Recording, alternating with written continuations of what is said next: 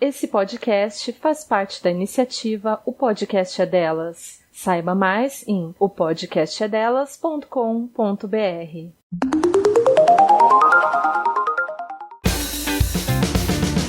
Esse podcast é apresentado por Toribá. Para outros programas, acesse toribacomunicação.com.br.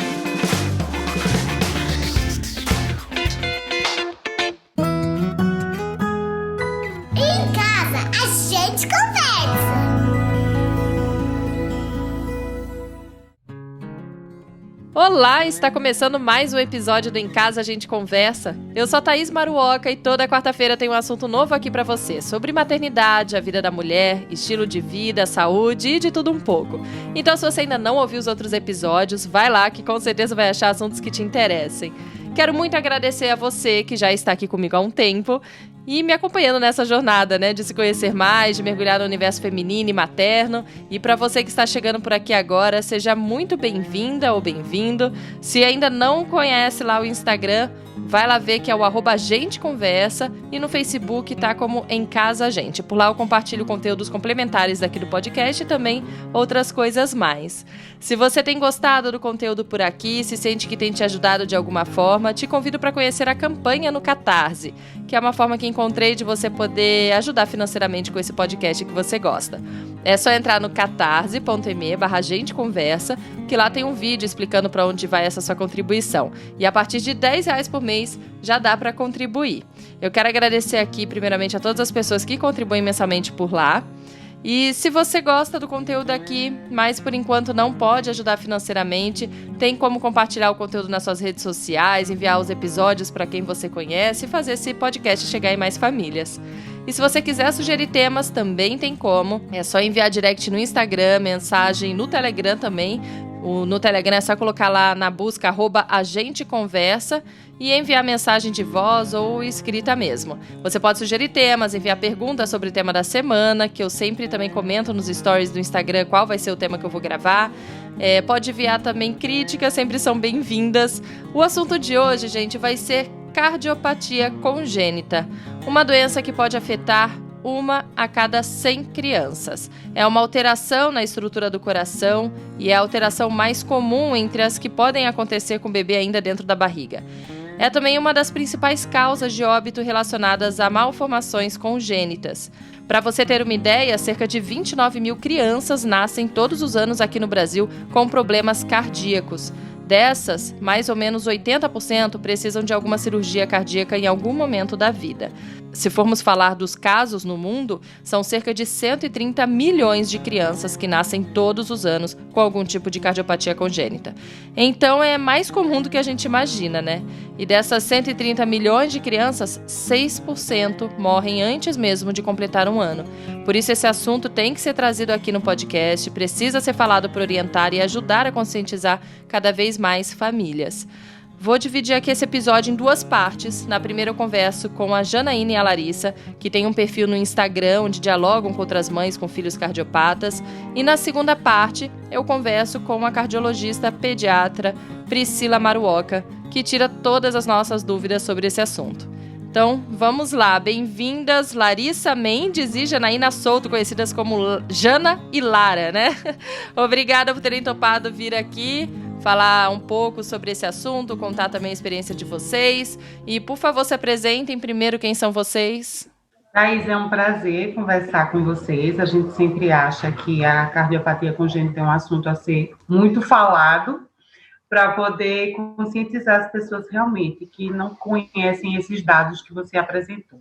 Meu nome é Janaína e eu tenho uma filha cardiopata congênita hoje já com 18 anos. Mas ela, lá atrás, a situação foi bem complicada e hoje a gente vê a evolução da cardiopatia congênita e a gente tem mais que falar para apresentar as novas possibilidades, que existem. Bem-vinda, obrigada, Jana. E você, Lara? Olha, eu tenho um filho cardiopata também com 13 anos, um outro não cardiopata, mas meu primogênito foi cardiopata e senti na pele essa necessidade de ter mais informação sobre o assunto, especialmente no Brasil, onde a gente não tem tratamento para todas essas crianças, Então, saber sobre o assunto e ter um diagnóstico precoce é fundamental para ter sucesso, para que essa criança possa ter o tratamento e ter uma vida normal como os nossos filhos têm. Uhum. E vocês se conheceram como? Vocês duas? Na internet, na era do MSN. A gente conheceu no Orkut e conversava no MSN, justamente buscando informações, buscando pessoas parecidas com a gente, que viviam a mesma experiência, porque realmente a Jana entrou nesse mundo mais cedo, eu entrei há 13 anos atrás, não tinha absolutamente nada. Se achava algumas coisas em outras línguas, né, principalmente inglês, mas no Brasil não tinha exatamente nada. Então, a gente aprendia na raça, com os médicos, nas consultas, e que era um tempo muito pequeno, né, para tantas coisas, e entre nós, mães. Como Lara disse, eu entrei depois, né, assim, minha filha já tinha 6 anos, já tinha passado por todas as angústias sozinha. Mas aí, nessa fase, eu até estava lendo isso aqui de uma seguidora agora, eu precisei explicar a juízes as questões de guarda, de divórcio. A cardiopatia acaba que não fica só na questão de saúde, ela envolve a família como um todo e a sociedade como um todo. Médicos, escola, creche, trabalho. E aí eu precisei buscar informação para instruir um processo judicial. E foi aí que eu fui procurar e cadê? Não tem nada, como Lara disse, tinha pouquíssima coisa. Apesar de eu não encontrar assuntos robustos para o processo, eu encontrei o grupo de mães. E aí a gente acabou se fortalecendo cada vez mais pelo Orkut. E conta um pouquinho, então, da história de vocês aí, como foi o começo, lá 13 anos atrás e 18 anos atrás. Vocês, então, já estão aí estudando sobre o assunto, porque é isso, né? Uma mãe de um cardiopata estuda muito sobre o assunto. Então, vocês já estão aí, né, dentro desse tema faz tempo. Então, eu queria que vocês trouxessem um pouco da experiência de vocês para as mães que ainda estão gestando ou com filho ainda pequeno, cardiopata. Contar um pouquinho a experiência, a história de vocês. Olha, eu descobri só depois que meu filho nasceu, né? Então, se o diagnóstico intrauterino hoje deixa muito a desejar, há 13 anos atrás era praticamente inexistente, né? A gente descobriu na primeira consulta com o pediatra. Eu moro fora, eu estava no Brasil para ter meu filho, eu decidi ter meu filho junto da minha família.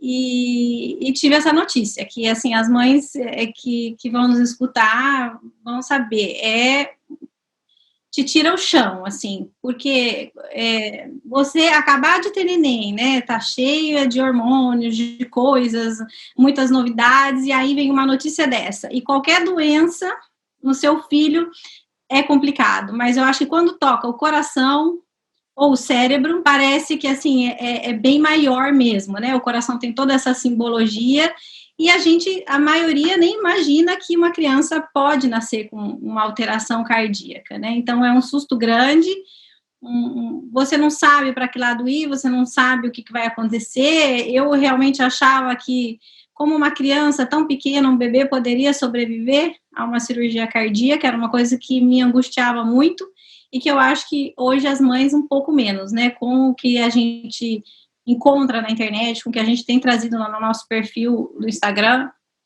que é @cardiopatia_congênita, já se vê essas crianças entrando em cirurgia, saindo de cirurgia, e é possível, né? Na nossa época não tinha, então o meu medo, assim, era essa cirurgia, não superar essa cirurgia, né? Então, o meu primeiro impacto foi assim, me senti extremamente sozinha, porque eu não conhecia ninguém que tinha passado por isso. Na minha cidade não tinha nem cardiopediatra, e era uma cidade de quase 1 milhão de habitantes. Não tinha. Eu passei por um cardiologista adulto que me deu um diagnóstico um pouco equivocado, meses depois que eu consegui ter o diagnóstico correto. E sorte que era uma cardiopatia que dava para esperar, né? Não era uma coisa que necessitava de um atendimento urgente. E você, Jana, como que foi? No meu caso, assim, imagina, 18 anos atrás, nem ultrassom morfológico era prática. Você só descobriu o sexo do bebê e seguia a vida, né? Então, eu não tive nada, assim, descobri. Ela teve parto normal, alta hospitalar em 24 horas. Fui para casa sem problema algum, sem indicação nenhuma. Mas o amamentar foi horrível, que é um dos sintomas da cardiopatia, essa dificuldade de amamentar. Ela cansava, ela chorava, ela dormia no peito. Ela meio que não era dormir, ela não digo desfalecer, mas parecia no peito. E aquilo me angustiava. Descobrindo uma emergência por um nariz entupido, né? Vamos aqui, gastar plano de saúde e ver o nariz desse bebê. Mas já tinha passado por vários médicos que não ouviram, não identificaram o sopro como sinal de uma cardiopatia mais grave. Então, ela tive o diagnóstico, depois dessa emergência, fui encaminhada para um especialista, tive esse diagnóstico, e é como a Lara disse, você recebe todas as informações de uma vez só. Então, você descobre assim, olha, ela tem uma cardiopatia complexa congênita, nós precisamos fazer outros exames, porque os órgãos dela podem estar todos alterados, no caso dela, todo lado direito repetiu no esquerdo, então a gente tem que ver como é que está o outro lado dela todo. E quanto a cardiopatia, ela vai precisar fazer 3 cirurgias, não corrige, são paliativas para ela conviver com o problema.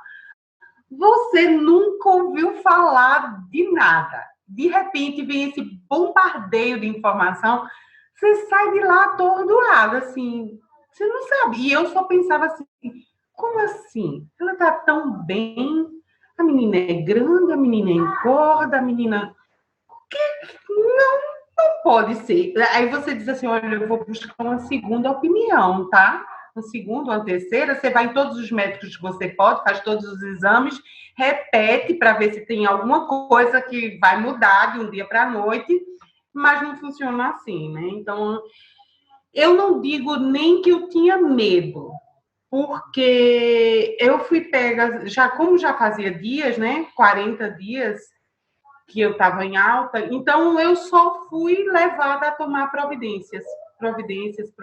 Eu não raciocinei no risco ou no perigo, eu só tomava providências, agi no automático mesmo. E aí a gente estava em Pernambuco, nessa de buscar outras opiniões, eu fui para São Paulo, e naquela época fiz as cirurgias em São Paulo. A primeira com 3 meses, a segunda com 9 meses e a terceira com 1 ano e 11 meses. Que a cardiopatia da minha é diferente da Lara. Qual que é a diferença? A Lara, a cirurgia dela, ela vai explicar melhor, corrige. A minha é paliativa. E por isso ela é feita em etapas para que a criança consiga suportar as cirurgias. Então, ela é feita em etapas. Entendi. Ô, Lara, você não contou como que foi, em que época você descobriu e como que descobriu? Eu descobri na primeira consulta com a pediatra. No hospital ninguém percebeu nada, mesmo porque ele era prematuro. Então, assim, a própria pediatra me disse, tinha um soprinho, mas eu achei que era da prematuridade. Passou uma semana, prematuro, baixo peso e cardiopata, né? Então, passou uma semana, eu voltei na consulta de revisão e ela, na hora, eu tive sorte, porque era uma profissional... Eu já sabia que meu filho ia nascer prematuro, por questões minhas. Então, eu procurei uma pediatra especializada em prematuridade. Então, assim, eles têm hábito de UTI, manejo de bebês em casa. Então, na primeira consulta, ela já falou, olha, aqui só preciso entender o que é, mas tem alguma coisa que não está correta. E aí, fomos encaminhados para esse cardiologista, que era adulto, não tinha pediatra, como eu falei. Ele já me deu o diagnóstico, meu mundo, assim, caiu, porque eu não esperava, e já todas essas notícias, vai precisar de uma cirurgia, talvez com 1 ano, 2, mas eu temi muito essa cirurgia, e eu sei que foi falta de informação, né? Assim, se eu soubesse o que eu sei hoje, eu teria lidado melhor, porque, na verdade, a cardiopatia do meu filho não é uma coisa, assim, tão grave. Óbvio, uma cirurgia de peito aberto, tem os riscos, mas não era como eu pensava, né? E aí foi uma angústia muito grande amamentá-lo. Eu consegui, porque tive apoio, porque é uma questão também que as mães de cardiopata enfrentam, né? Se diz muito, existe um mito de que a criança cardiopata não pode ser amamentada. e não vale para todas, aliás, isso é para minorias, às vezes eu erro, e eu sofri muito para amamentar, aí voltei para minha casa, fui procurar um especialista aqui, e assim, tentando buscar informação, tentando entender o que era, e aí já em outra língua, né, eu tive esse agravante, em outra língua, eu dominava tudo, mas são termos técnicos, né, não é muito fácil. E nessa luta para mamar, para engordar, porque os médicos diziam, ele precisa engordar para operar, e ele não engordava, ele mamava pouco, e aí essa cirurgia que deveria ser com 1 ano ou 2, aconteceu com 6 meses, assim, ele tinha bastante repercussão, ele tinha um buraco entre os átrios, perto das válvulas, se chama defeito do septo atrioventricular, é um nomão para dizer que ele tinha um buracão ali entre os átrios, né, e ele teve que operar antes do previsto, porque realmente ele não ganhava peso, e foi muito difícil, assim, sem saber o que eu ia enfrentar, sem informação mesmo. Eu acho que é por isso que a gente está aqui, né, Jana? A cardiopatia em si já é muito difícil. Repercute em toda a vida, como a Jana falou, né? Veja, a criança não se alimenta bem, a criança não ganha peso, depois pode trazer outras alterações no desenvolvimento, inclusive cognitivo, e aí você tem que formar escola, aí você tem, né? E sem informação é tudo muito difícil. E aí eu fui operar assim, às cegas, sem saber o que esperar, sofrendo, com muito medo, e não precisa de todo esse sofrimento. Óbvio, é sofrido, é difícil ver teu filho passar por uma cirurgia, mas quando a mãe sabe o que esperar, sabe que é possível, vê que tem outras crianças que já superaram, assim, o nosso coração parece que acalma um pouquinho, né?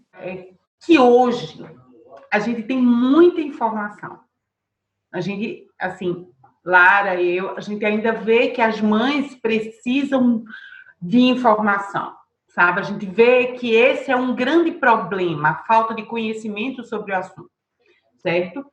Eu não digo nem que eu sou nessa fase do descobrir, eu não sofri com falta de conhecimento, porque assim, eu estava perdida, eu não tinha nada, não tinha nem o que perguntar. Eu só corria contra o tempo, porque ela fez a cirurgia aos 3 meses e era para ter sido feita lá nos 15 dias. Na verdade, ela poderia ter feito antes da alta. Então, eu só tomava providências. E era uma época que não tinha computador, as pessoas não tinham computador em casa, né? Era uma máquina de flash, não tinha fotografia de filhos, você não tinha. Então, quando eu lembro de ter pedido a uma pessoa pesquisa para mim a respeito. E as pessoas que eu pedi, elas não me passavam a informação, porque só viam desgraceira, só via notícia ruim. Então, elas, não, ela já está passando por isso, eu não vou contar isso para ela. Então, era isso. A cardiopatia congênita era isso. Eram artigos científicos que só contavam prognósticos ruins há 18 anos atrás, o que não é a realidade agora. Então, às vezes, é até difícil para a gente expressar a angústia que a gente tinha, porque hoje não precisa ser assim. Hoje, Lara fala assim, até minimiza a cardiopatia do Luca. Não é que era pouco, não é que é uma bobagem, mas é que hoje, com o conhecimento que se tem, a gente sabe que, poxa, é duro, é difícil, mas tem solução, é possível, é tranquilo dentro da complexidade das cardiopatias congênitas. Então, vem muito isso. Eu acho que as pessoas aproveitam pouco o conhecimento ofertado, mas também tem relação com a dificuldade de termos, de compreensão. Você já está emocionalmente impactado, a sua capacidade de raciocinar e de entender já está comprometida. Aí você pega lá um monte de informação técnica ou informações díspares, que cada um diz uma coisa, você não sabe o que seguir.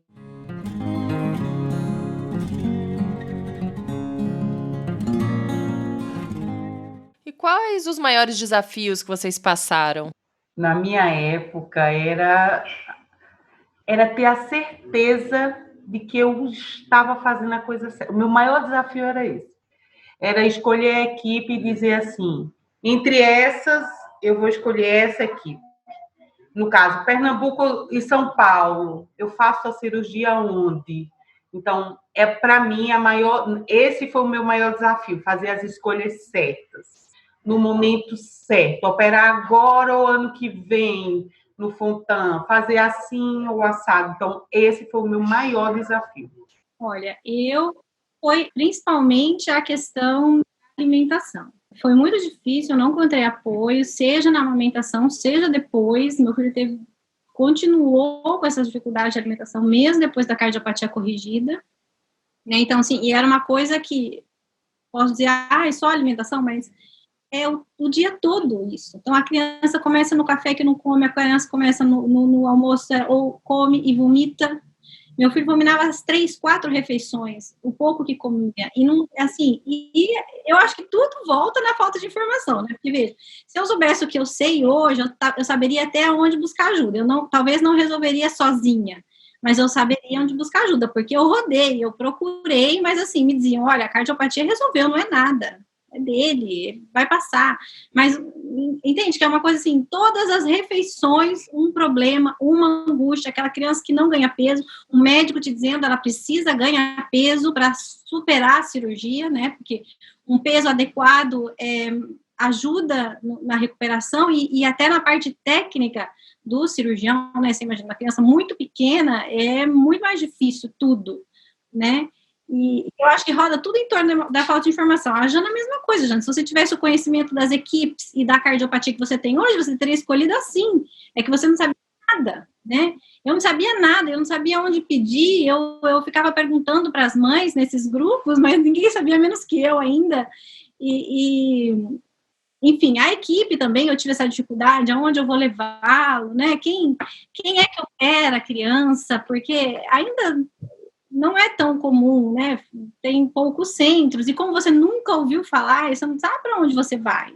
Você tem que ficar buscando, perguntando, até chegar em alguém que saiba. E você falando aí dessa falta de informação, isso que fez até vocês terem essa ideia de abrir esse perfil, não sei se começou no Instagram mesmo, ou em outro lugar antes, algum grupo antes, mas conta um pouco aí de como surgiu, então, esse perfil da cardiopatia congênita que vocês têm no Instagram. Olha, eu vou contar uma parte, depois a Jana conta outra parte. Mas, assim, esse perfil, ele nasceu após anos de várias atividades, né? Assim que eu operei,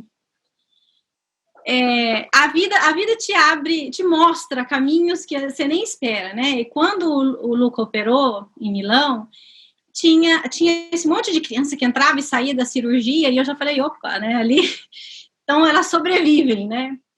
E todas bem, e me acalmou muito, né? E tinha uma que não. Tinha uma criança de 5 anos que não andava, falava pouco, muito roxinho, sabe, os sintomas da cardiopatia. E aí eu descobri que ele vinha de um país subdesenvolvido, que eu nem me lembro o nome agora, mas era para os lados do Irã, não sei. Ele estava ali para ser estudado, porque ele não foi operado no tempo certo.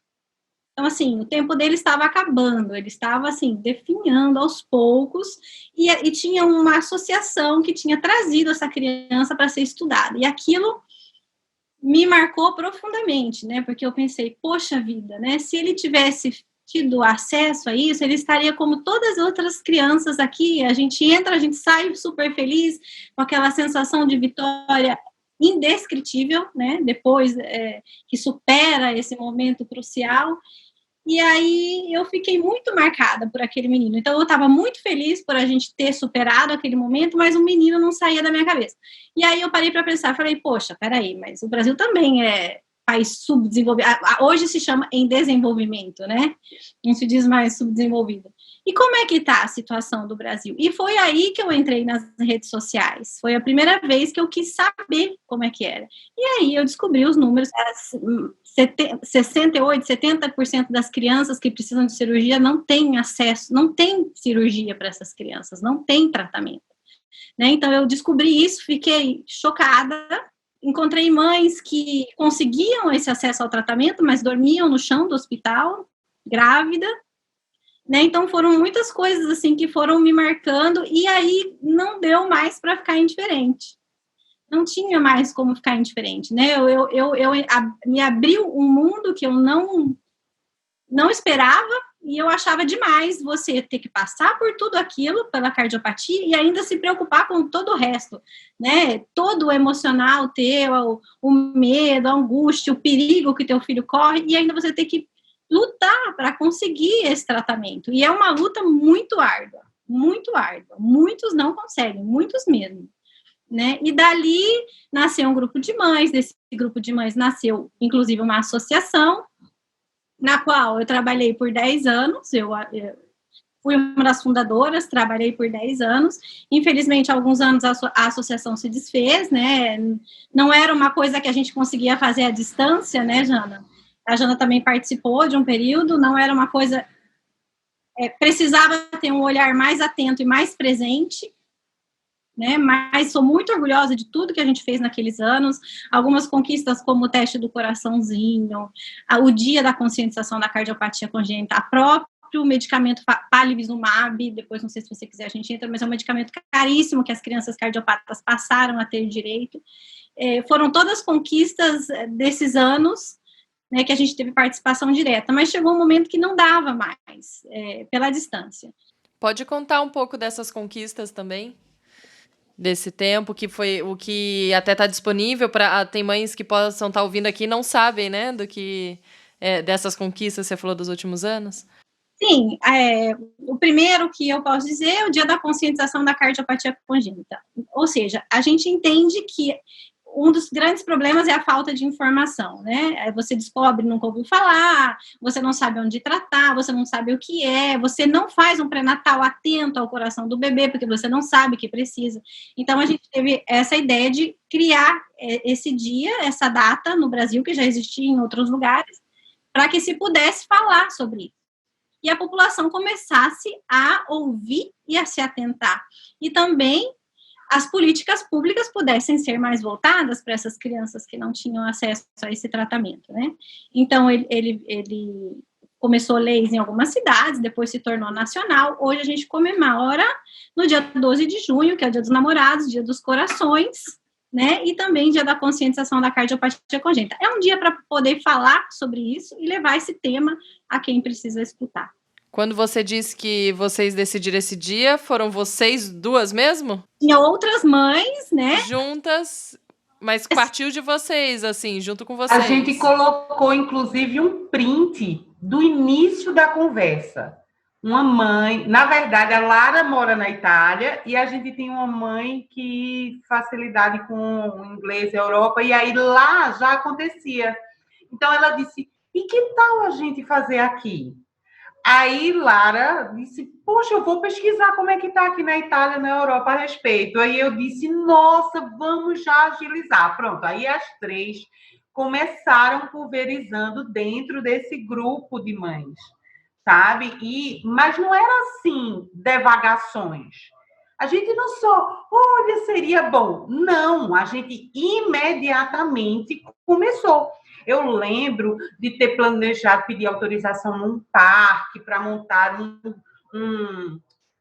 no Coreto, lá do Parque da Jaqueira, em Recife, uma banquinha com materiais e tudo. Então, isso foi em Recife. Mas todas as outras mães do grupo, a gente fornecia materiais para que elas pedissem em suas cidades. E assim multiplicou.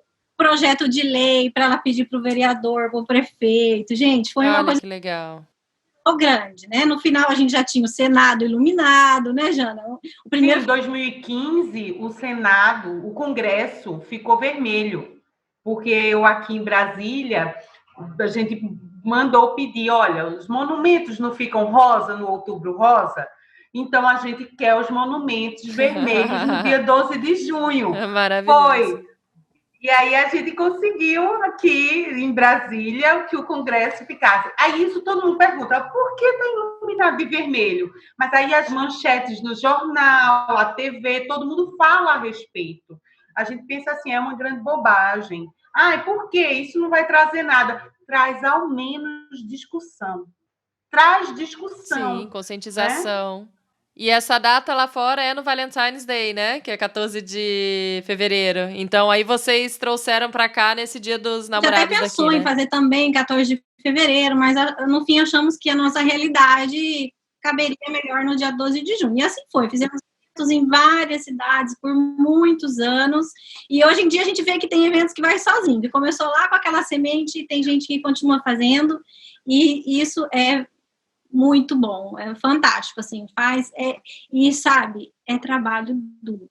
Parece que é só, mas foi muito trabalho duro, e ainda é, né? A outra conquista foi sobre o teste do coraçãozinho, de oximetria de pulso, que é um teste de triagem para os recém-nascidos. Então, hoje, é lei em todas as maternidades públicas e privadas do Brasil, tá? Se na tua não tem, você exige, porque é lei, tem que ter, né? Não é um teste de diagnóstico, não pega todas as cardiopatias congênitas, mas ele tria as críticas, aquelas que a criança não pode ir para casa, porque pode ter uma altura em casa, né? Então, assim, e a outra conquista, assim, olha, eu fico emocionada. Beneficiou não só as crianças que já nasceram, mas vai beneficiar todas que ainda nascerão, né? Então, assim, a chance dessa criança chegar em casa sem diagnóstico e falecer em casa, no colo da mãe, diminui consideravelmente, né? Então, até o caminho para o tratamento fica mais fácil, porque ela estando no hospital, já é uma parte do caminho andado, né?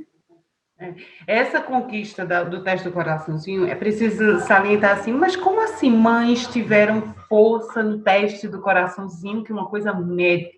O grande problema é que os médicos e as sociedades incluem isso, apresentam isso para o Ministério da Saúde e as coisas não são implementadas de imediato.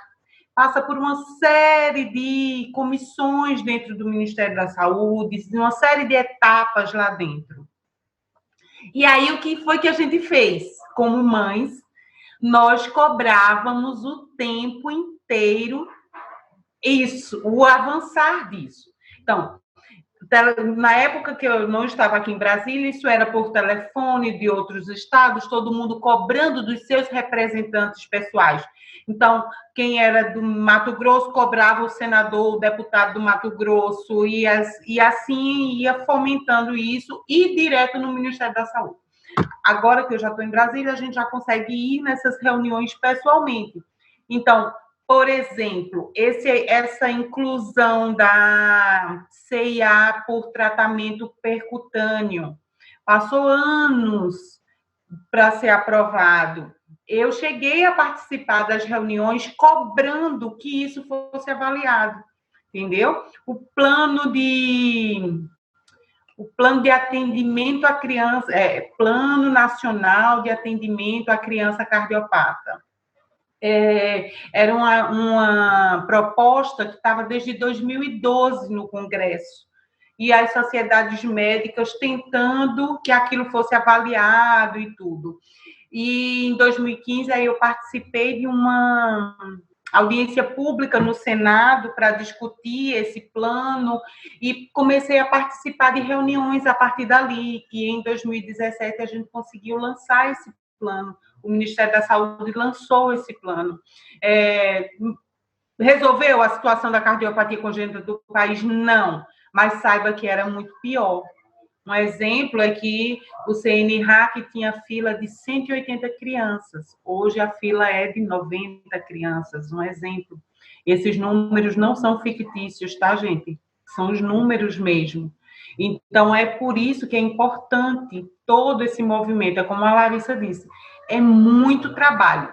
Não era porque era um grupo de mães que era algo assim, era um hobby. Não era um hobby.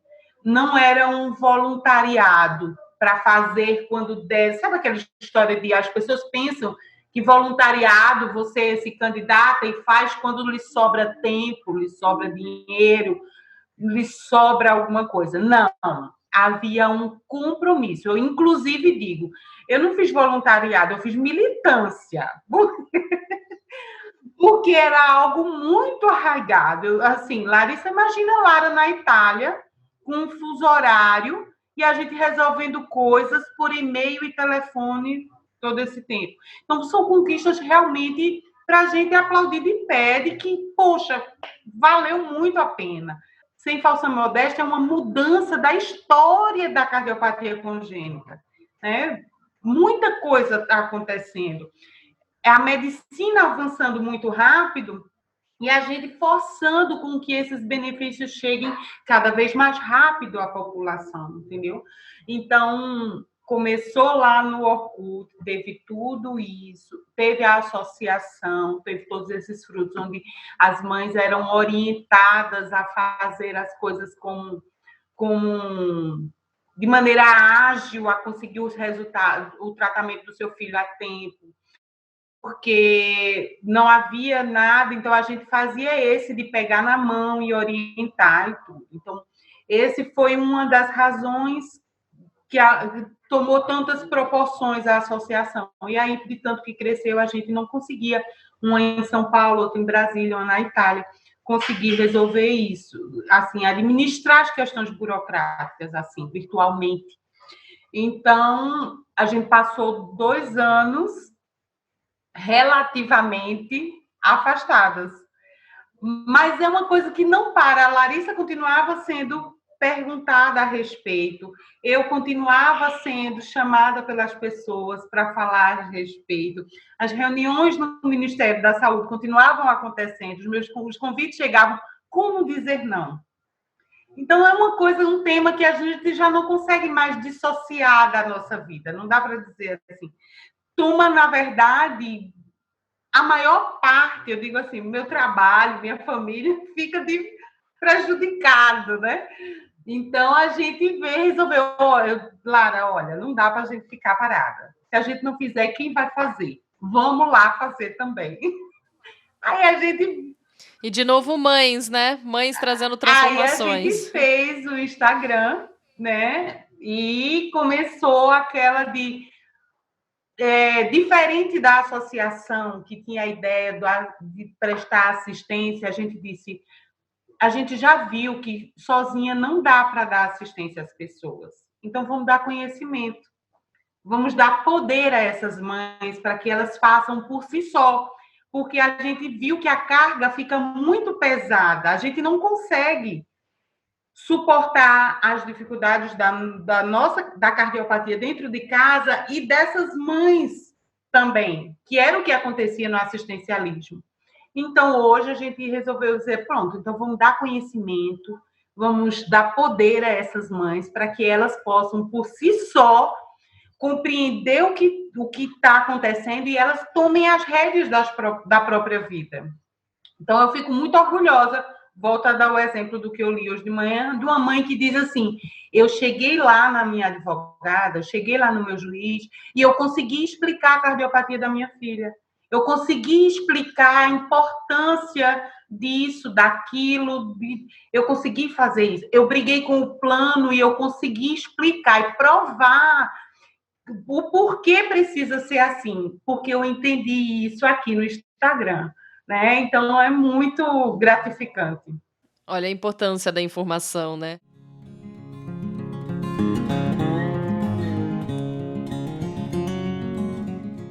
Tem como viver uma vida cheia de coisas, viagens e talvez atividade física e tudo, porque eu acho que é uma dúvida que toda mãe deve ter no começo, né? Quando descobre que o filho tem algum tipo de cardiopatia, e aí, meu filho vai levar uma vida normal? A pergunta que mais chega é essa.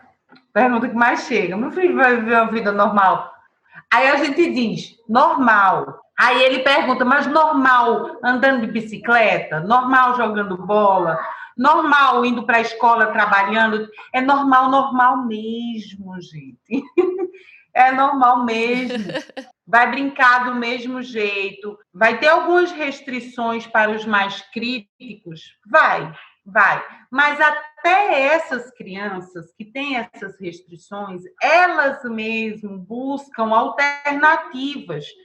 E um ou outro vai naquela busca de ir contra os limites. Mas já é uma fração bem menor, aí entra aí um acompanhamento psicológico, emocional, que vai dando ali a lapidada, e vai ser vida normal. Minha filha mesmo viaja sozinha de avião, estuda, faz as atividades dela de igreja, de livro, de música, sabe? Tem vida normal, de adolescente normal. E existem algumas cardiopatias que impõem algumas restrições, mas, gente, é realmente mínimo. E depois, de novo, o papel dos pais. Cabe a nós buscar alternativas com essas crianças, né? Meu filho não pode jogar futebol profissional, gente, vamos levar ele para o xadrez, né? Vamos levar ele para aprender um instrumento. Então, assim, existem alternativas. A criança não precisa ficar frustrada e os pais junto, né? Porque normalmente vem da família, né? A família, se a família lida bem com aquilo, a criança cresce lidando bem com aquilo.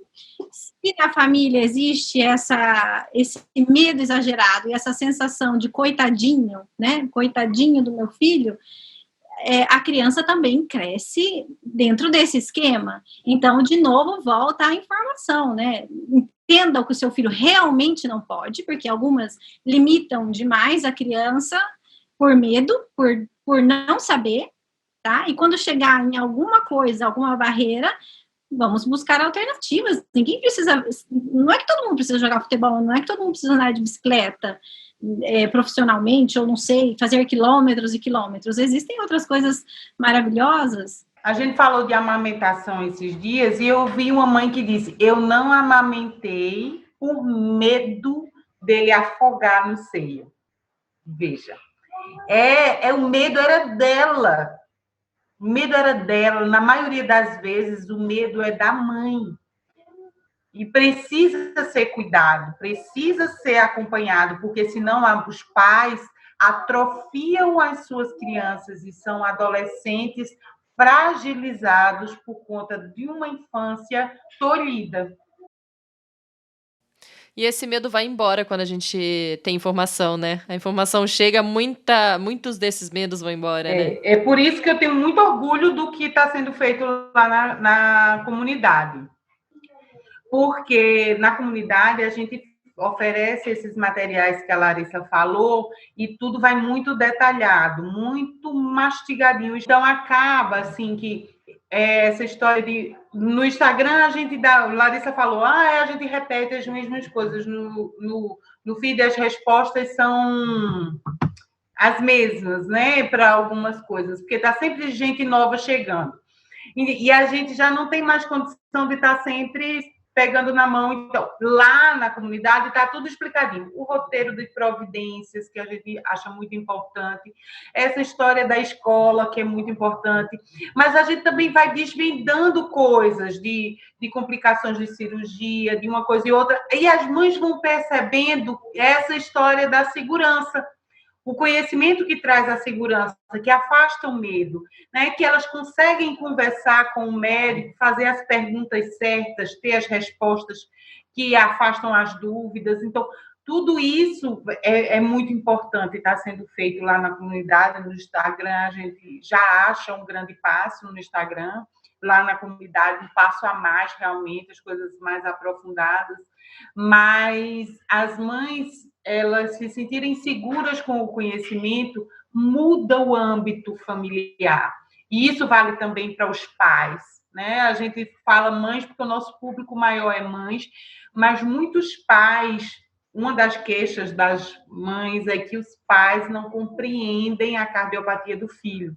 Então, ter essas informações é muito importante para a harmonia familiar também. Isso é essencial.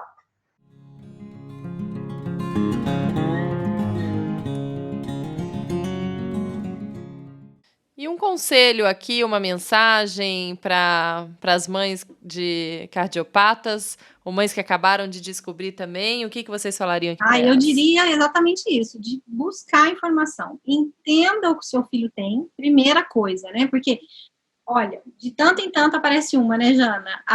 Falaram que meu filho tinha um sopro e eu não dei peso e acontece da criança morrer em casa.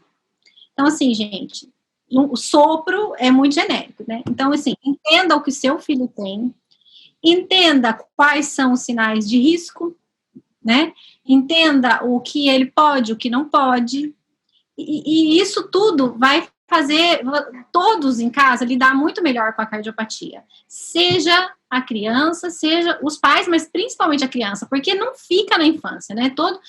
Toda essa super proteção ou esse medo dos pais, eles trazem. A gente conhece vários adultos muito fragilizados. E a gente luta muito para que os próximos não sejam, que os nossos não sejam, né, Jana? Assim, é uma coisa que eu me policio muito. Eu, no início, tinha muito medo, ainda carrego alguns medos, apesar de tudo, né? Porque também é um desbravar caminhos, né? Muitas coisas novas, as crianças cardiopatas antes não podiam fazer todas as coisas que eles fazem hoje, a ser sinceros, né? Mas porque o tratamento mudou, é tudo mais precoce. Então, assim, se a mãe está informada, está tranquila, está serena, a chance dessa criança crescer dessa forma é muito maior. Então, é uma responsabilidade grande também. E eu diria isso. Vai entender o que seu filho tem e o que você pode fazer para que ele fique melhor. Sempre melhor. O meu conselho era justamente esse. Lara falou, busque informação e vá atrás. Lute por todos os seus direitos. Todas as suas, todas as possibilidades, se agarre a cada uma delas. Porque o que a gente vê é que é possível. Tratamento é difícil, mas é possível. A cardiopatia é mais grave, mas tem tratamento. Não tem na minha cidade, tem em outro lugar. Sabe aquela história de... É possível. Mas vai ser muito trabalhoso. Mas o que não é na vida é trabalhoso. Tudo dá muito trabalho, tudo é muita luta, sabe? Isso é todo dia. Então, é a vida acontecendo. Vamos enfrentar. A coisa é difícil? Mas tem como vencer. Então, bota a faca no dente e cai na trincheira. Gente, dica da semana, o que vocês indicam aí? Um filme, um livro, uma série, uma música, um lugar? O que vocês indicam aqui para quem está nos ouvindo? Não você que é dos livros. E me pegou de surpresa, mas então eu vou nas minhas, assim, nos meus 2 prediletos. Mas aí são livros. Também gosto, tem um filme muito legal. Lara, eu acho que gosta desse também. Já tem 3 dicas. No livro que eu vou no filme, então. Então, eu vou no livro. Eu tenho 2 livros legais que eu gosto. Um se chama... É um livro cristão, porém, que hoje é utilizado até em treinamento de empresas, né? Porque dá para se extrair muita coisa. Ele se chama Campo de Batalha da Mente. E ele fala justamente de como a nossa mente pode trabalhar contra nós. A mente é bombardeada de pensamentos e você precisa selecionar eles. Perceber quando esses pensamentos precisam ser valorizados ou diminuídos. Então, é um livro muito interessante. Eu gosto dele. E o outro eu até já citei ele lá no Instagram, Anatomia de uma Dor, de C.S. Lewis. O primeiro que as mães de cardiopatas adoram, então se alguém estiver entrando nesse mundo agora, tem o filme Quase Deuses, que fala da primeira cirurgia cardíaca numa criança com tetralogia de Fallot. É uma história real contada num filme, um filme já antigo. Então, assim, é para entrar um pouco no mundo da cardiopatia congênita. Mas o meu preferido para as mães, ultimamente, já é de alguns anos, é o Milagres do Paraíso. A criança tem uma mãe, uma família e uma criança doente. A criança não tem cardiopatia congênita, mas aquela mãe é um exemplo do que a gente diz aqui. Como ela foi buscar o atendimento, a cura para essa criança e como ela acreditou e foi atrás do que tinha que ter... fez o que tinha que ser feito. Né? Então, eu gosto muito desse filme. Mostra essa força que as mães têm, que elas tiram, a gente não sabe de onde, quando precisa. Boa, obrigada, gente. E onde que o pessoal te encontra vocês, então? É no Instagram, cardiopatia_congênita, é isso? Tem mais em algum lugar? Não, a gente também está no Facebook, Cardiopatia Congênita, do mesmo jeito, mas o nosso principal foco é no Instagram mesmo. Pode procurar a gente por lá. Muito obrigada, Lara. Obrigada, Jana, por compartilhar aqui a vida de vocês com a gente, trazer informações para quem está entrando aí nesse universo agora também. Muito obrigada por terem topado. Lara ainda está na Itália, né, Lara? A gente teve que achar aqui um horário, né, pro fuso horário bater. Obrigada pelo esforço aí de vocês. Obrigada pelo convite. A gente fica sempre feliz quando esse tema é divulgado. A gente sabe da importância, né? Já falamos. Então, obrigada por dar espaço também para esse tema. Eu que agradeço, gente. Até a próxima, Até então. mais, beijo.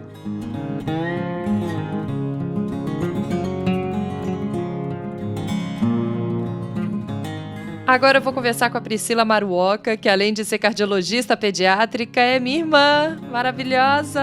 Seja muito bem-vinda pela primeira vez aqui no meu podcast, Priscila. E se apresente, por favor, antes para quem está nos ouvindo. Quem é você? Muito obrigada pelo convite, primeiramente. Bom, então, além de ser a sua irmã, eu sou médica com especialização em pediatria e UTI pediátrica e, por último, em cardiologia infantil. E hoje, a maior parte do meu tempo, eu fico na cardiologia infantil.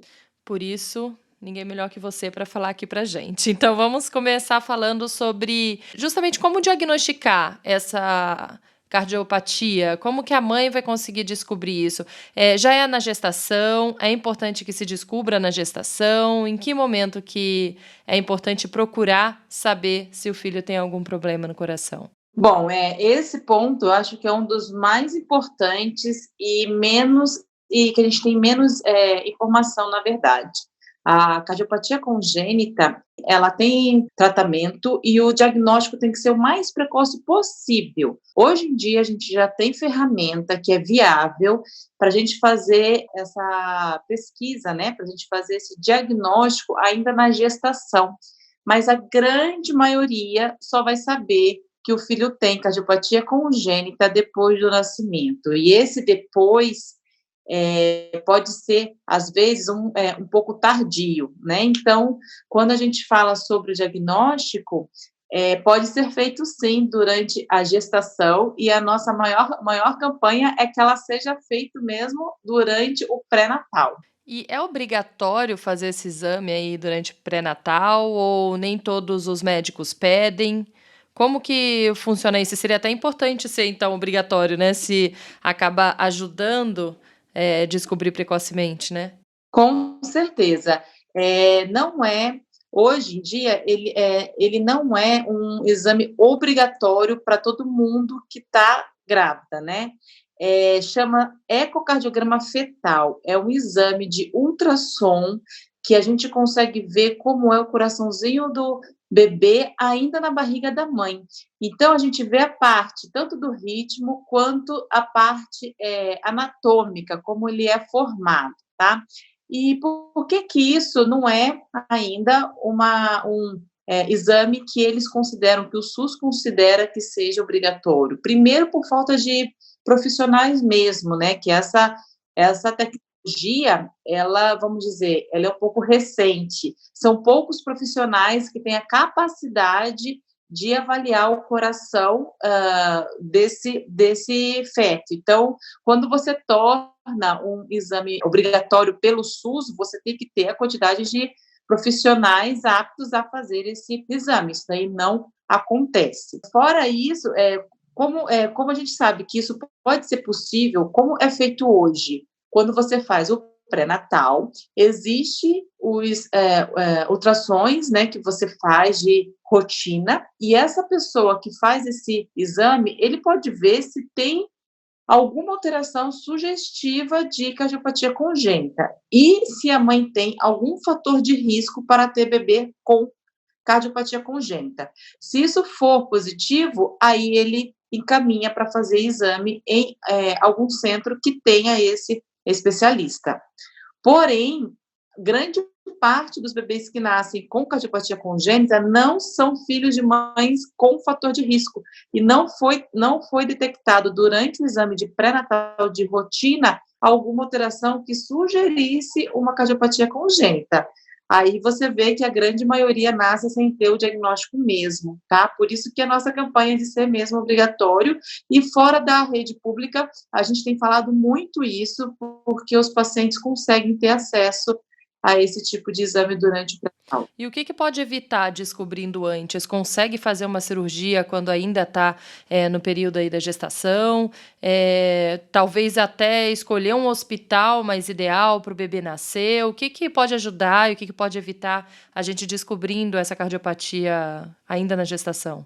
São esses 2 pontos os principais mesmo que você falou. A grande maioria das cardiopatias, mesmo essas mais críticas, que vão precisar de uma assistência logo após o nascimento, elas não vão precisar de interferência no período da gestação. Porém, tem uma ou outra que precisa sim, e a medicina fetal, ela tem evoluído muito, tá? São poucos centros que fazem ainda, mas existem algumas cardiopatias que se for feito alguma intervenção no período fetal, esse bebê se desenvolve bem e nasce bem.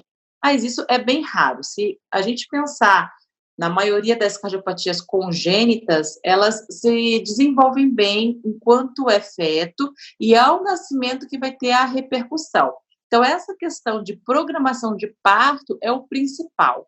Por quê? Porque existem as cardiopatias críticas, que esse bebê precisa de uma assistência assim que nasce.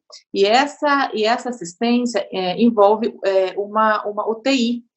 Então, tem muitas vezes que esse bebê pode nascer num centro que não tem esse suporte, ele vai precisar, com uma certa urgência, ir para um centro de referência onde tenha um cardiologista para fazer o diagnóstico, para iniciar o tratamento correto nas primeiras horas de vida. Então, quando você tem esse diagnóstico pré-natal, você consegue, sim, melhorar a evolução desse bebê e também prevenir até o óbito dele, porque isso daí acontece. E qual período da gestação que consegue diagnosticar? Tem uma margem aí de período ideal para se identificar alguma cardiopatia? Existe. Inicialmente, a gente preconizava a partir das 22 semanas de gestação até a 28ª. Hoje, a gente está pedindo com mais antecedência, em torno da 18ª semana. Por quê? Porque se faz o diagnóstico dessa cardiopatia, que precisa de uma intervenção no período fetal, ele vai ter tempo hábil para isso, tá? Como essa não é a realidade, é uma realidade, na verdade, recente, por isso que essa idade gestacional mudou recentemente, né? Como só de uns anos para cá que essa medicina fetal começou a se desenvolver, por isso que reduziu para 18ª semana. Mas, até pouco tempo atrás, a gente falava a partir da 22ª semana de gestação. E se ficou muito tarde, isso, daí pode ser que não seja, que a gente não consiga ver.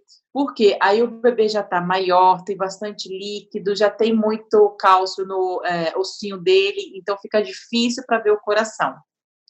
Então tem que ser até a 28ª.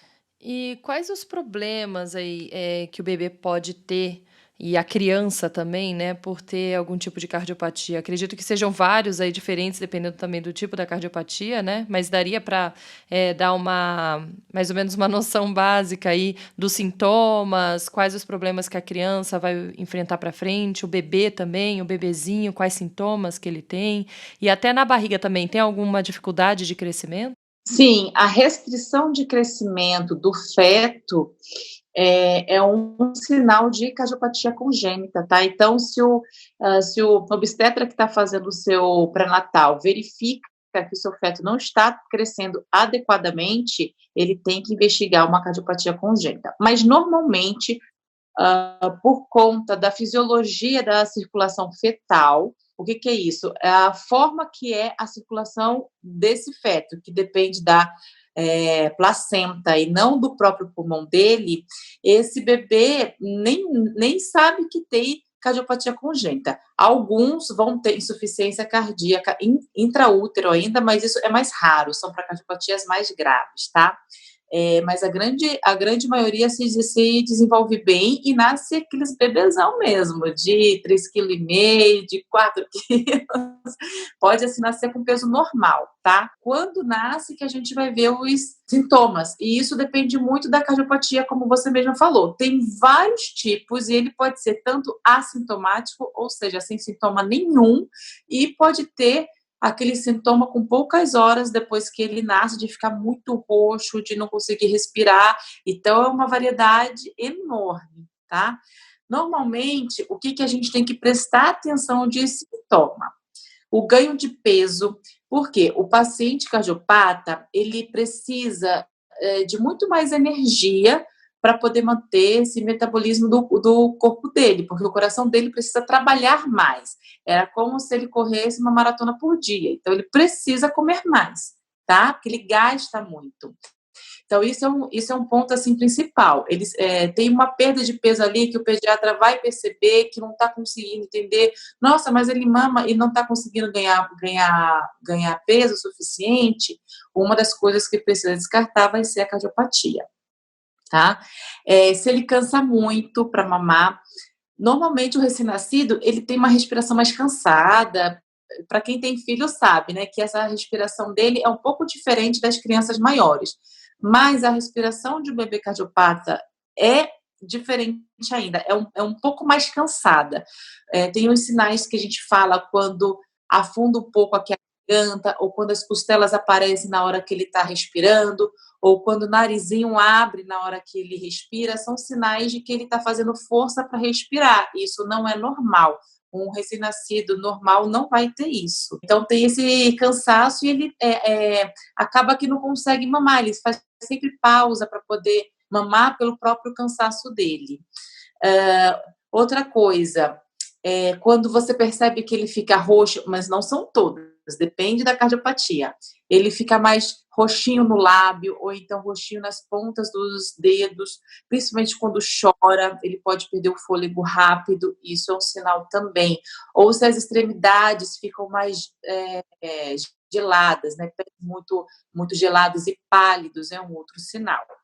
Quando diminui diurese, né, quando ele faz pouco xixi, você acha que o xixi dele, mesmo ele mamando muito, ele está fazendo pouco xixi, pode ser um sinal de cardiopatia congênita. Então, tem vários pontos, assim, lógico, que nem todos vão ser exclusivos de cardiopatia congênita, mas na presença desses sintomas, o pediatra tem que pensar nessa possibilidade e aí encaminhar para o cardiologista fazer o diagnóstico. E uma coisa que o pediatra ouve é um sopro cardíaco. Lembrar que não são todas as cardiopatias que dão sopro, tá? Que cursam com esse sintoma, mas é um sintoma importante, e alteração de pressão arterial também.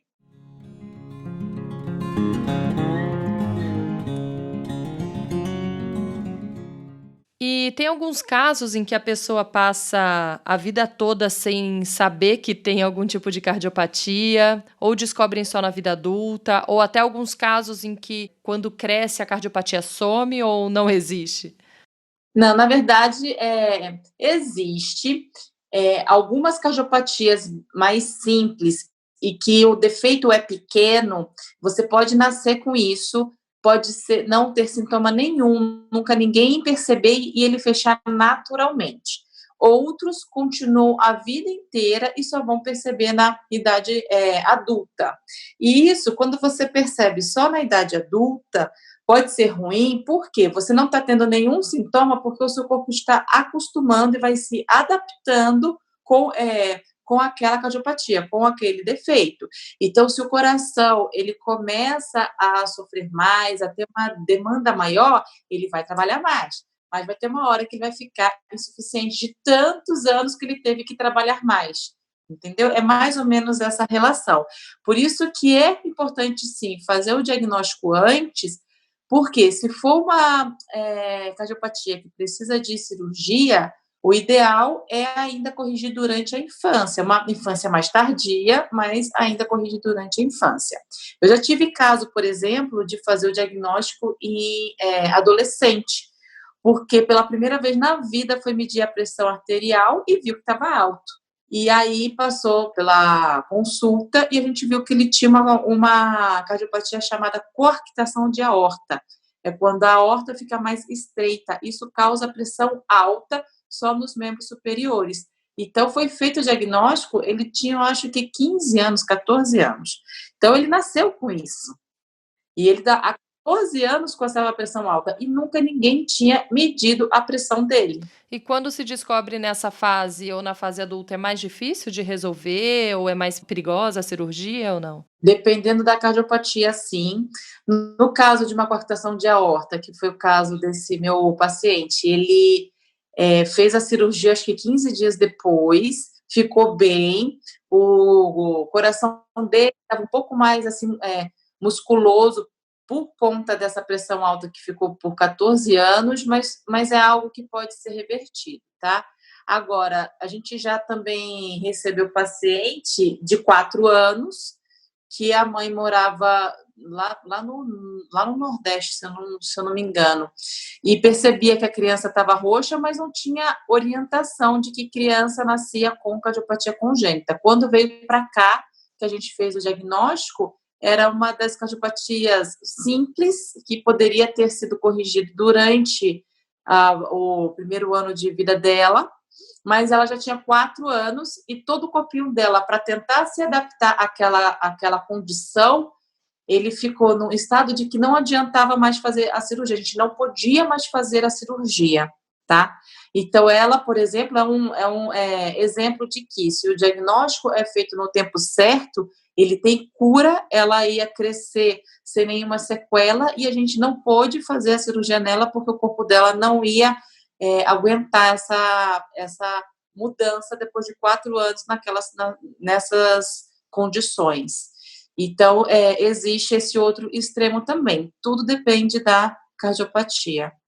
Tá. E quais cuidados que a mãe precisa tomar com as crianças, né, que tenham cardiopatia? Ou, assim, a criança também pode fazer atividade física, pode brincar normalmente, depende do tipo de cardiopatia. Quais são os cuidados aí que as mães precisam tomar? O que eu costumo dizer é que a criança com cardiopatia é uma criança normal. A gente tem que lidar com ela como uma criança normal. A gente tem hoje tratamentos que tentam trazer o máximo da normalidade de rotina para essa criança. Depende muito do tipo de cardiopatia que ela tem e do tipo de cirurgia que vai ser feita. Então, não tem como eu comparar uma criança com uma cardiopatia complexa com uma criança com uma cardiopatia bem simples, porque é óbvio que vai ter desfechos e vai ter evoluções diferentes, mas todas elas, respeitando as suas limitações e dependendo também do tratamento que ela fez, como ficou a cirurgia, todas elas a gente busca dar uma normalidade. Então, criança cardiopata pode fazer atividade física? Pode. Porém, tem alguns tipos de cardiopatia, principalmente de arritmias, que você vai ter que falar para a criança que ela não pode fazer mesmo atividade física, mas são poucas. Ela vai poder casar, ter filhos? A grande maioria sim, então depende do tipo de cardiopatia. E isso também funciona para desenvolvimento, isso porque ela vai querer ser quando ela crescer, se vai conseguir ir para a faculdade. A gente tem que entender que você não pode colocar na mesma sacola todos os pacientes com cardiopatia congênita e falar, ó, essa sacola aqui, esse grupo de pacientes só pode fazer isso. Não, a gente tem que individualizar cada um.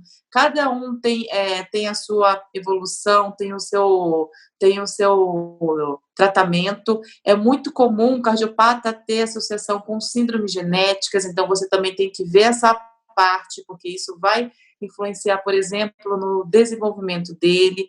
Então, cada um você tem que avaliar individualmente. A mesma doença em 2 pessoas diferentes vão ter evolução diferente. Então, assim, quanto antes você fizer o diagnóstico, quanto antes tratar, e quanto melhor for essa equipe que assiste a criança, melhor vai ser o desenvolvimento dele, tá bom?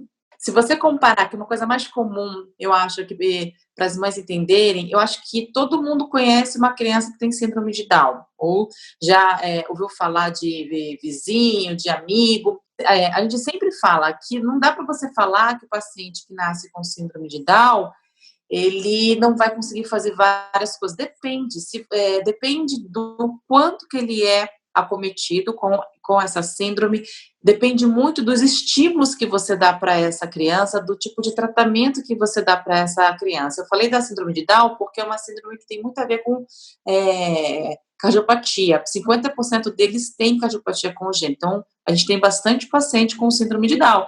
E aí você vê que tem um leque de crianças diferentes, com desenvolvimento diferente, vai depender muito disso, do tipo de tratamento, dos estímulos e do que é feito para essa criança. E Priscila, como é a estrutura aí dos hospitais e preparo também dos profissionais dessa área para poderem diagnosticar? Eles estão preparados para isso?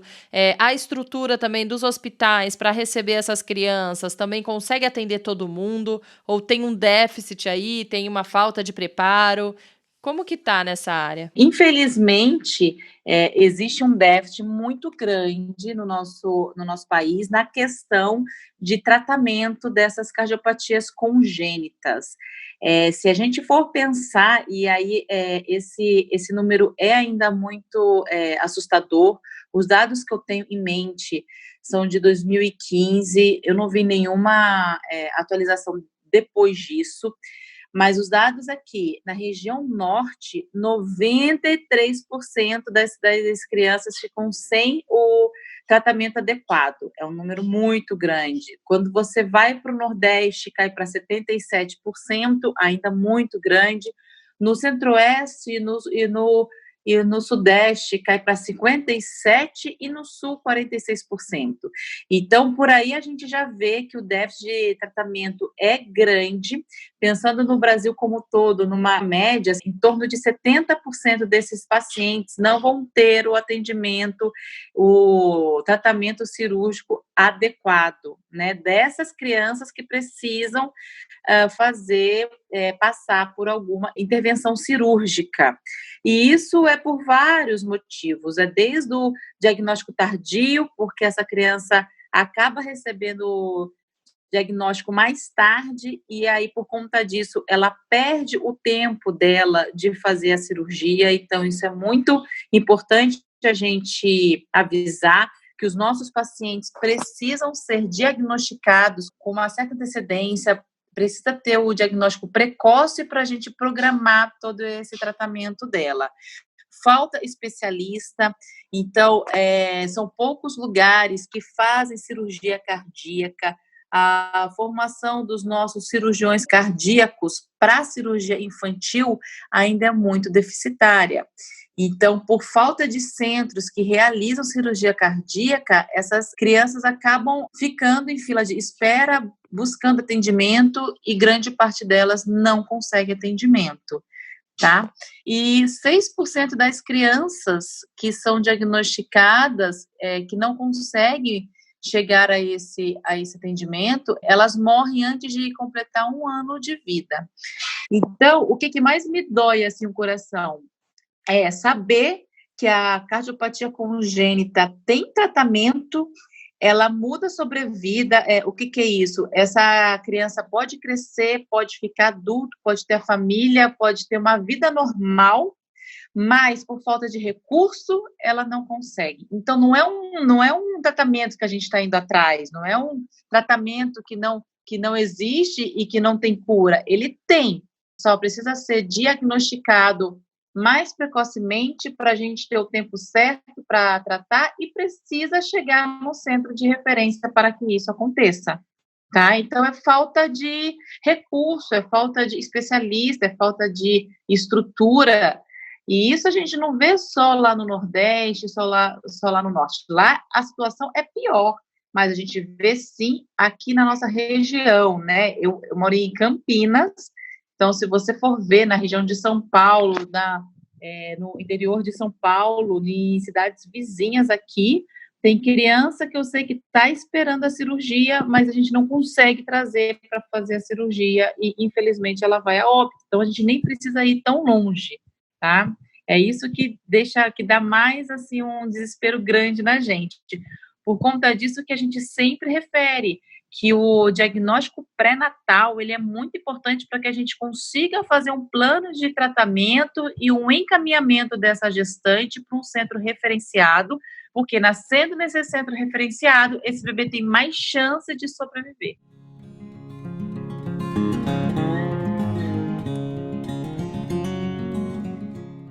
E Priscila, conta pra gente aqui um pouco sobre a Associação Coração Curumim, como que surgiu, como que ela funciona, quando você teve essa ideia, né, de criar essa associação.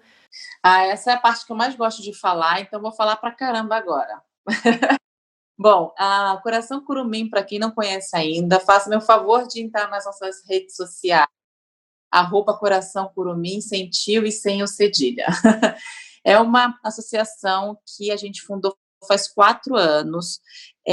No final da minha residência, veio essa ideia de fundar aqui em Campinas uma associação filantrópica que pudesse apoiar o tratamento das crianças com cardiopatia congênita.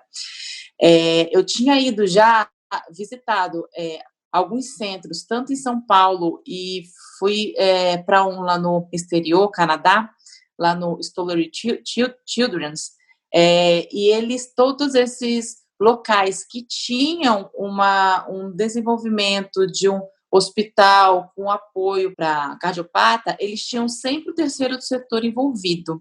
Então, a gente sabe que é muito difícil conseguir investimentos de governo para hospital, para investir em tecnologia, aparelhos, leitos de UTI, e a cardiologia pediátrica, como é uma coisa, entre aspas, recente, né, a cirurgia cardíaca veio faz uns 60 anos, mais ou menos, que a gente consegue operar esses corações. Então, é uma especialidade recente, então ela tem pouco investimento, né, então a gente não tem hospital, por exemplo, especializado aqui em Campinas só de criança cardiopata, a gente não tem centros especializados só nisso. E eu vi que nesses lugares tinham, mas que eles sempre precisavam da ajuda do terceiro setor para tudo.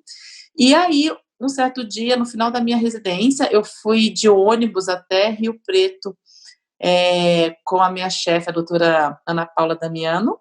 A gente foi de ônibus, passamos a noite viajando, e a gente foi numa aula que teve lá de uma associação filantrópica, se eu não me engano, é do Canadá, chama HeartLink. Eles vêm para esses países que são subdesenvolvidos para explicar como trata a cardiopatia congênita. Eles sempre escolhem um centro. E nesse dia, eles fizeram uma cirurgia, a gente ficou vendo assim ao vivo com câmera. Então, o intuito dessa ONG deles lá é trazer como que tem que ser o tratamento das crianças com cardiopatia congênita para esses países que estão em desenvolvimento. E eu saí de lá, voltando com ela de ônibus, falando: nossa, doutora Ana, a gente precisa fundar uma associação filantrópica lá em Campinas para começar uma ação, um movimento de ajuda para os tratamentos, para as crianças que têm cardiopatia congênita, porque só com uma associação, uma organização, que a gente vai conseguir fazer com que Campinas tenha algo desenvolvido. Eu fiquei com aquilo na cabeça e, sabendo que o terceiro setor ajuda muito nessa parte, e eu sentei e escrevi como que eu idealizava aquilo, né? Então, chamei as pessoas, falei, daqui a um mês a gente vai fazer uma reunião de fundação, criamos o nome, e aí no dia 18 de outubro de 2016, a gente fez a nossa primeira reunião, que a gente nomeou como Assembleia da Fundação da Coração Curumim. E o nosso intuito maior é ajudar, melhorar o tratamento das crianças com cardiopatia, desde a parte social, que é o que a gente mais tem feito, e no futuro ter até um hospital ou um centro especializado em cardiopatia congênita, como a gente tem aqui em Campinas, que é lá o Boldrini, né, que é um centro oncológico. Então, foi essa ideia, a gente está aí já faz 4 anos, Atualmente a gente atua muito na parte social, em ajudar a família, comprar medicação, a gente ajuda muito com dieta mesmo deles, com leite, né, que é muito caro, tem um leite especial para eles. A gente tem parceria também com o Hospital Veracruz para poder realizar alguns exames lá, o exame de angiotomografia, que a gente não consegue com certa facilidade no SUS. Então, a gente fez algumas parcerias assim, para conseguir melhorar o tratamento dessas crianças. É claro que a gente é muito pequenininho ainda, né? E como é uma associação filantrópica, a gente depende muito de trabalho voluntário, e é muito tempo que se gasta. Então, a gente está caminhando aos poucos, mas o nosso intuito maior é focar na conscientização, no tratamento das crianças com cardiopatia. Legal. Quem quiser saber mais, então, sobre esse trabalho, é lá no @Coração Curumim, é isso? Isso. Coracal Curumim. Tá, e aí por lá também já pode mandar direct para saber como que ajuda, tem alguma forma ou algum outro site direto para ajudar financeiramente também, quem quiser ajudar nessa associação, ou é pelo direct lá mesmo? Pode mandar pelo direct, a gente tem um site também, mas eu acho que pelo Instagram é a forma mais rápida que a gente consegue responder. Eu acho que é muito importante também falar desse nosso trabalho que a gente tem de informar e de acolher as mães. Faz uns 2 meses que a gente criou esse grupo de acolhimento às mães, que eu acho muito importante. Quem é mãe de cardiopata sabe que na hora do diagnóstico bate aquele medo, bate aquele desespero, e nunca ninguém parou para pensar que uma criança pode nascer com problema no coração. Então, a Coração Curumim tem esse apoio também às mães, e é feito essa parte por mães de cardiopatas que são hoje voluntárias nossas. E aquelas mães que precisam de um apoio mais profissional, a gente tem um psicólogo também voluntário que consegue ajudar. Então, esse trabalho aí de acolhimento às mães tem sido muito legal e muito importante para elas também conhecerem, para elas fazerem pergunta, porque surge muita dúvida. No caso, quando a pergunta é mais direcionada para a parte médica, daí sou eu que respondo tudo mesmo. Mas tem muita coisa que as próprias voluntárias, que são mães, né, respondem e já conseguem acolher essa mãe aí. Legal. E as pessoas que queiram te conhecer mais, além do perfil da Coração Curumim, como faz para te encontrar nas redes sociais? Eu estou no Instagram também, como Priscila.Maruoka. Priscila.Maruoka, Priscila com SC, né? E o Maruoka, que nem o meu aí, com KA no final. E tem o da nossa clínica também, né? Do nosso grupo de cardiologistas pediátricos que a gente atua aqui em Campinas, que se chama Grupo Congênitos, com U. Que a gente está lá no Instagram, a gente tem o site também. E a gente sempre põe várias informações sobre cardiopatia congênita lá, qualquer dúvida, e também quando não é congênita. Então, às vezes a mãe fala, nossa, mas o meu filho está com dor no peito, tem uma arritmia. Então, todas essas dúvidas que vocês tiverem, vocês podem tirar lá com a gente. Legal, e me fala aí uma dica da semana para quem esteja nos ouvindo, de algum filme, série, livro, não precisa ser sobre o assunto, pode ser qualquer um aí que você esteja assistindo que você acha legal. O que você tem para indicar? Eu vou dar dica de um livro que eu ganhei de uma aluna e que eu gostei muito de ler, tem muito a ver também com a minha profissão e com o que eu vivo, que chama A Morte é um Dia que Vale a Pena Viver. Que é uma médica, escritora, fala sobre cuidados paliativos e no nosso dia a dia a gente acaba vivendo muito isso, né? Então, apesar de ser um tema médico, assim, um tema sobre cuidados paliativos, eu acho que vale a pena todo mundo ler esse livro um dia. Muito obrigada pela sua dica, obrigada por tirar nossas dúvidas aqui também. Tudo sobre cardiopatia congênita, então quem quiser saber mais vai lá nos perfis que ela sugeriu aí. Obrigada, Priscila, por ter participado pela primeira vez aqui. Muito obrigada a você. Adorei participar, e quando você tiver mais temas assim, você pode me chamar, porque eu adorei. Sucesso, obrigada, até a próxima. E antes de terminar aqui o programa, eu queria agradecer também aos parceiros do Em Casa a Gente Conversa, que também são empresas que dão descontos aí para quem se interessar. São empresas que eu gosto muito. É só entrar lá na internet, conhecer um pouquinho o trabalho deles, que eles são parceiros aqui do podcast, e quem contribui mensalmente lá no catarse.me/agenteconversa, que eu comentei aqui no começo do programa, tem desconto com essas empresas daqui. E as empresas são o Ateliê Serenando, que é de marcenaria e decoração, Trama Livre, de panos de prato representativos, a Egli Prema, que vende colar de âmbar e também tem terapias corporais, como reiki, massagens orientais. Tem vários tipos, vai lá conhecer o trabalho dela. Tem também a Instinto Fotografia e Filme, que registra ensaios, eventos, partos humanizados. A Good Acessórios, que vende colares de amamentação e mordedores. Eles fazem entrega para todo o Brasil, viu? Tem também a Nino e Bela, que é de moda infantil. A Raquel Ribeiro e o Eliel Paiva, que atendem Theta Healing. Se você não conhece esse tipo aí de terapia, tem um podcast inteirinho só sobre Theta Healing, constelação familiar. Tem também a Helena Coloma, que é maquiadora maravilhosa. Ela vende também um curso de automaquiagem. Então, mesmo que você não seja de Campinas ou região para maquiar com ela, tem esse curso maravilhoso de automaquiagem dela. Vai lá dar uma olhada também.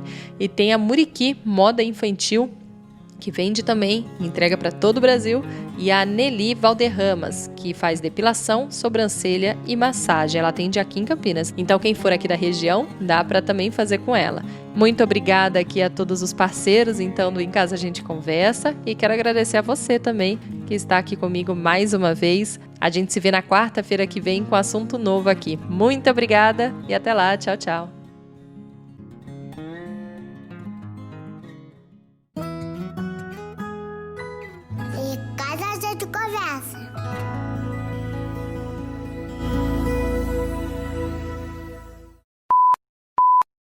Você ouviu um programa participante da rede Podcast é Delas, uma iniciativa que fornece toda a infraestrutura necessária para mulheres hospedarem e publicarem os seus podcasts. Para fazer parte, entre em contato conosco através do site opodcastadelas.com.br ou através das nossas redes sociais, como @opodcastadelas.